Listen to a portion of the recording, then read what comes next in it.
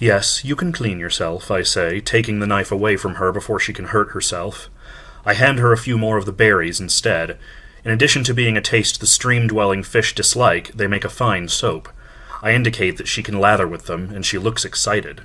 Vectol wash? She asks, then speaks another nonsense stream of syllables before repeating the words and miming bathing. Vectol wash? Are you afraid to get into the stream alone, my resonance? I tease. Shall I stand upstream so the fangfish devour my carcass before yours? She gives her head a tiny shake, indicating she doesn't understand, but there's an excited smile on her face. Wash? She asks again. I nod and begin to remove my leathers. I'll wash my mate, gladly. I watch her graceful form as she undresses, stripping out of her own strange leathers. For the first time I realize they're covered in stains, and they reek of offal. I've been so enamored of Shorshi that I haven't paid the slightest bit of attention to the fact that she's dirty. No wonder she's so excited at the thought of washing. My resonance mate is chattering up a storm, shivering and rubbing her arms as she gets naked. Like her hand, her tiny feet have too many toes and are oddly shaped, but I don't point this out. I love every ounce of her strange body, even if she is furless and tailless. My kui starts to resonate with pleasure at the sight of her, and I finish stripping off my leathers and then wade into the water. Oh boy, she breathes, still standing on the bank. She's staring at my groin. Pleased at her attention, I stretch and rub a hand over my stomach. My cock grows hard at her stare, and my body surges with resonance. Is this Shorshi's way of encouraging mating? Come to me then, my mate. I gesture her forward. I will fill all your needs. That was from this book, Ice Planet Barbarians by Ruby Dixon. This is my review for week 2 of Autumn Amour, created and hosted by the Bookish Bryants, and I'm a co-host. Week 2 was sweet or spicy. I went with spicy, and this book is very, very spicy, which we will get into. So this book was originally self-published in 2015, and then gradually it kind of gained a bit of a cult following until it just blew up on TikTok maybe two years ago, I think. And apparently that popularity was enough for it to get this reprint put out by Penguin Random House last year, which I bought because I can't think of many times that that's ever happened where a romance novel that was self-published has gotten so popular that it's been published by reprinted by a major publisher. I don't think that happens very often, as far as I know. So I was curious to see what all the fuss was about. And to be honest, I found it kind of disappointing, and I didn't really get the hype. So this book is about a girl named Georgie who is kidnapped by some aliens and taken on this ship to basically become like a slave, and they end up kidnapping all these other girls, these other Earth women, and then they end up crash landing on an ice planet where their captors leave them behind so that they can refuel and then come back later or whatever to get their cargo. She decides to go out on this planet and find help, and she ends up running into this gigantic blue-skinned horned alien guy named Vectol, who, as the title implies, is an ice planet barbarian and is the chieftain of this alien tribe. And obviously, romance and sex ensues. Lots and lots of sex, which I think is the main reason people talked about this. This was interesting. So one thing that I didn't realize is that this is actually a special edition, and what that means is that there's the original book, which is only about 218 pages, and then there's a bonus epilogue about Georgie going hunting for the first time, and an extra novella called Ice Planet Honeymoon, which is about Vectol and Georgie's honeymoon, obviously. But what surprised me was that in the original book, for like most of it, like 60-70% of it, it's almost like a straight up like interplanetary like survival story. It kind of has vibes of like John Carter of Mars or something like that, or like a sci-fi like version of Tarzan, where it's, this woman stranded on this mysterious alien planet, and she ends up running into this, some of the natives, and there's a language barrier, and they can't, speak to each other. So a big part of the book is about her and Vectol trying to figure out how to kind of communicate with each other and how to survive these like harsh conditions through this language barrier. And that was actually surprisingly pretty interesting. It felt pretty well thought out, and like had a very like pleasing kind of like vintage sci-fi vibe to it. But then things just get a lot less interesting once they get past the language barrier, and things are just kind of moving smoothly, because once they're able to communicate, she's just like, hey, there's some girls in the ship out there, we gotta go rescue them, and of course they do, and they end up together, and there's really no kind of conflict in that sense. So obviously this isn't my genre. I don't typically read this kind of stuff, especially heterosexual erotica. So I know it's not really about sort of the sci-fi elements. It's about the romance, but to be honest, I just found it a bit bland. Georgie's kind of just your stereotypical, like, strong, independent woman. Vektal's just a very stereotypical sort of doting barbarian type. Once the language barrier is fixed, there's about 60 pages left in the main story, and all of a sudden, because the pacing has been very not slow, but it's taken a while for us to get to this point, as we've been following Georgie and Vektal as they kind of get to know each other and try to figure out, like, what to do and how to solve all these problems. And then in the last 60 pages of the book, she just kind of, like, speeds towards a resolution where there's this Deus Ex Machina with this this other crashed spaceship that's been there for, like, hundreds of years, and the aliens think it's like a cave, but it turns out to be this old spaceship that somehow is able to communicate with Georgie. It somehow understands Earth English, and she's able to use this retinal scanner to download Vektal's language into her brain. It seemed weird to me that this spaceship has been dormant for 300 years and somehow it just works perfectly, but there you go.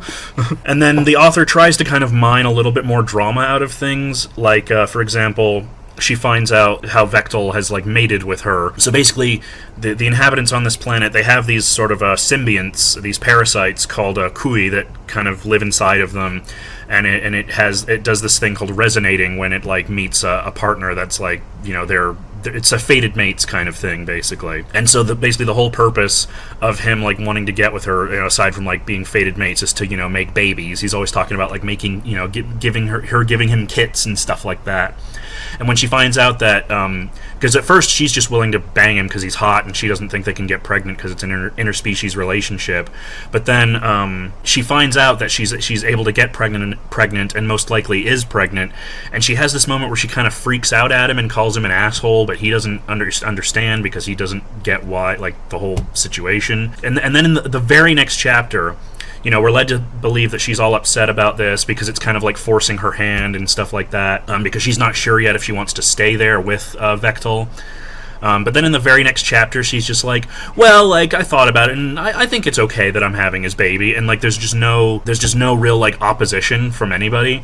And then later, and so then later on, they realize that in order for them to be able to stay alive on this planet, they have to get one of the symbionts in their necks. Otherwise, they'll get this, like, sickness and die, and it helps them heal and live longer and stuff like that. And none of the other women really seem that upset about it. I mean, I get that they're in a desperate situation. They're trapped on this planet.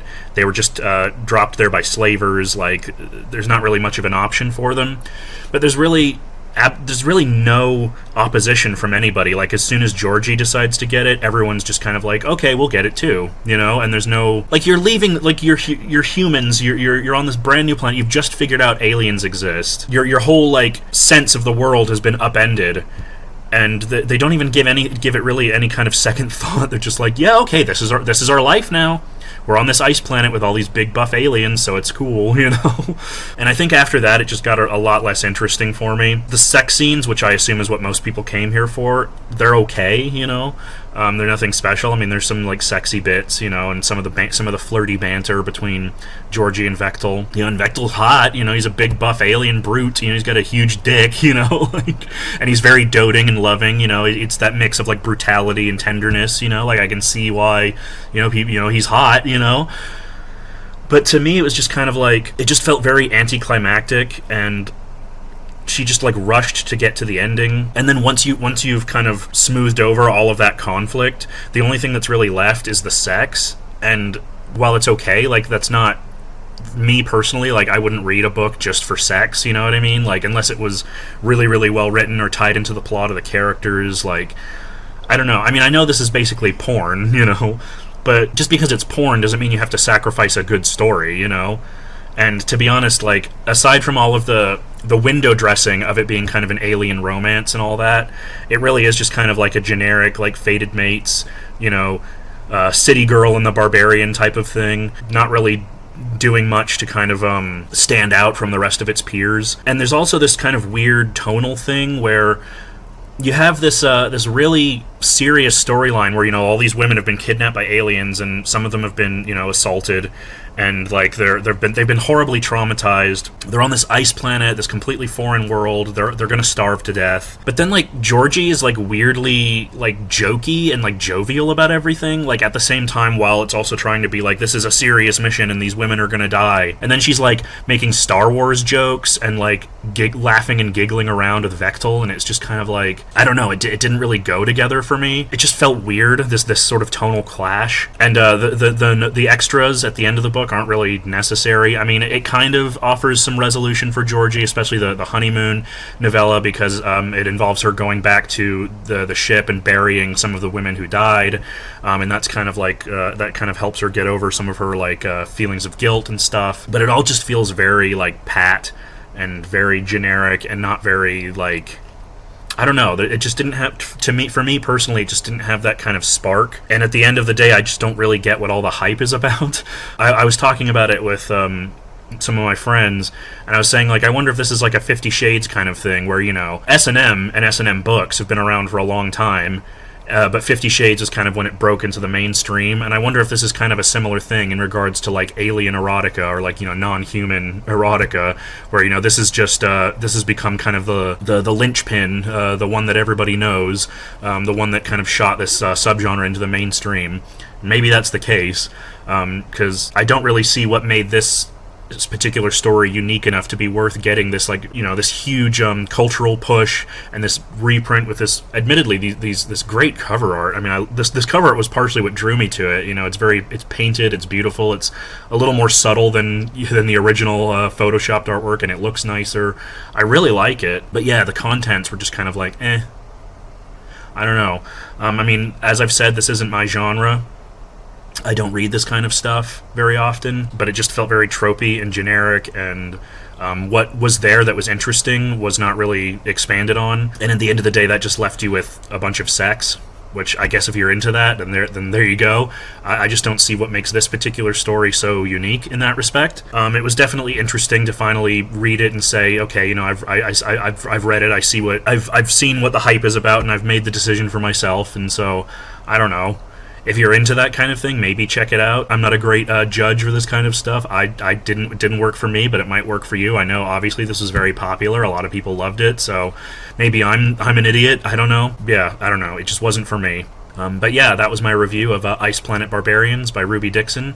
Next week, I'm doing Haves or Have-Nots, and I'm doing a very interesting gay sort of magical fantasy thing that I'll be talking about once I finish that. So until then, I hope you guys enjoy this video. Let me know what you thought, if you've read this book, and yeah, I'll see you guys later.